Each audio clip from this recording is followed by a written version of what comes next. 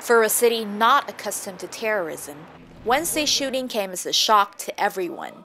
A soldier on ceremonial duty at the National War Memorial was killed. Parliament Hill was stormed by a gunman, and downtown Ottawa spent the day in lockdown. Shortly after the shooting, much of Ottawa was in lockdown, including government offices, schools, and malls. Phone networks were down as many people were trying to contact their families. We saw tactical units, I guess they're called, going up on the roof. And then it was surreal. People were like, oh, we feel like we're in Homeland or something like that. Like, this is not something you see every day in downtown Ottawa. Initially, I thought it was a gang-related shooting, so I didn't really care too much. I mean, we're due for our 3 or 4 murders a year, which is really safe still for a city.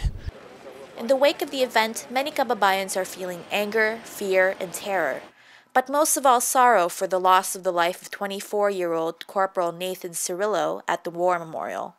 There is a mixed feeling. You know, we have to be strong, we have to stay committed to what we do, to the work that we have to do, but at the same time, you know, you can't really deny the fear that there's a little bit of being terrified of going to work because we're really not sure of what the situation is at this point. We don't have the clear indication that the danger has been eliminated. I even thought of calling in sick, pero life has to move on. So takot pa rin at kahit hanggang ngayon medyo lahat kami makikita mo mga katrabaho namin, makita mo sa mga mukha. Questions for the government remain as investigations are ongoing. Why it happened, and if the shooter Michael Z.F. Bebo was working with anyone else. Terribly upset because this is homegrown terrorists, and we have no idea why they cannot do anything about it when they're all listed in the no-fly list. So why are they still walking around the street? Many are trying to move forward and restore some form of normalcy after the shooting. And despite all that has taken place, Wednesday's events have unified Canadians and have made them stronger. I hope it does not define what's going to happen in the future. Canada is considered one of the safest and one of the best places to live.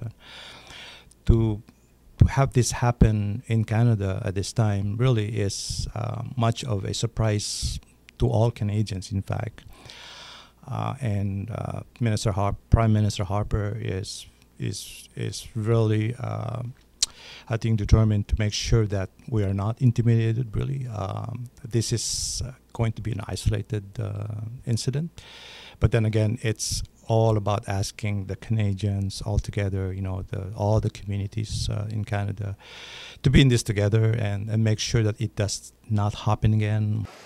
Vanessa Merhujo, ABS-CBN News, Ottawa.